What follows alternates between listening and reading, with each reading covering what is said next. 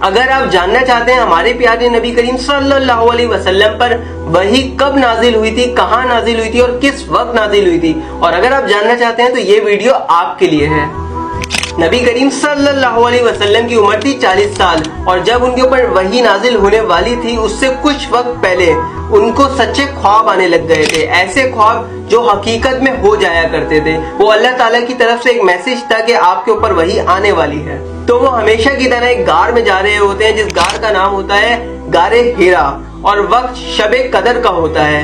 تو وہ غار میں جا رہے ہوتے ہیں عبادات کرنے کے لیے، مگر اس بار کچھ الگ ہونا تھا۔ تو جب وہ سو رہے ہوتے ہیں تو ان کے پاس ایک فرشتہ آتا ہے، اس فرشتے کے ہاتھ میں ایک بک ہوتی ہے اور اس فرشتے کا نام ہوتا ہے حضرت جبریل علیہ السلام۔ تو وہ کہتے ہیں کہ یہ جو بک میں لکھا ہوا ہے اس کو پڑھو۔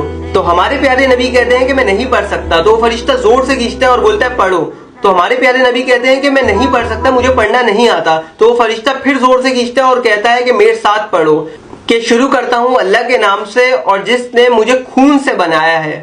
تو جب ہمارے پیارے نبی وہ پڑھتے ہیں تو وہ فرشتہ غائب ہو جاتا ہے، تو وہ گھر کو آتے ہیں کپکپاہٹ کی حالت میں۔ تو وہ بولتے ہیں مجھے کمبل دے دو، اور وہ کمبل میں اپنے گھر والوں کو کیفیت بتاتے ہیں۔ اور اسی حدیث میں ہمارے پیارے نبی سے ایک شخص پوچھتا ہے کہ آپ کے اوپر وحی کیسے نازل ہوتی ہے؟ تو نبی کریم صلی اللہ علیہ وسلم نے فرمایا کہ جب مجھ پر وحی نازل ہوتی ہے تو مجھے ایک گھنٹی کی آواز سنائی دیتی ہے، یا تو کبھی میرے پاس فرشتہ آ جاتا ہے وحی لے کے، یا تو کوئی انسان کا روپ لے کے کوئی فرشتہ آ جاتا ہے اور وحی دے کے چلے جاتا ہے۔